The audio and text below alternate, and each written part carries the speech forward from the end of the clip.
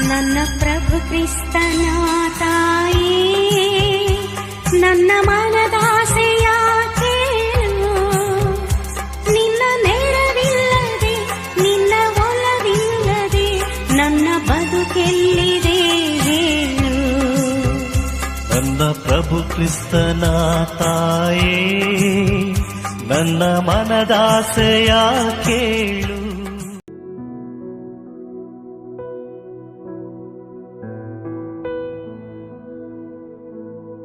ಈ ದಿನದ ದೇವರ ವಾಕ್ಯ ಪ್ರಕಟಣೆ ಅಧ್ಯಾಯ 14 ವಾಕ್ಯ 7.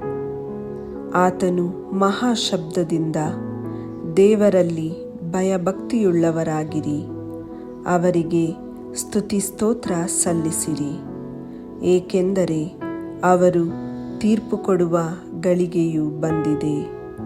ಆದ್ದರಿಂದ ಭೂಸ್ವರ್ಗಗಳನ್ನು ಕಡಲು ಕಾರಂಜಿಗಳನ್ನು ಸೃಷ್ಟಿಸಿದ ದೇವರಿಗೆ ಆರಾಧನೆ ಸಲ್ಲಿಸಿರಿ ಎಂದು ಹೇಳಿದನು. Praise the Lord. Bible verse of the day. Revelation chapter 14 verse 7.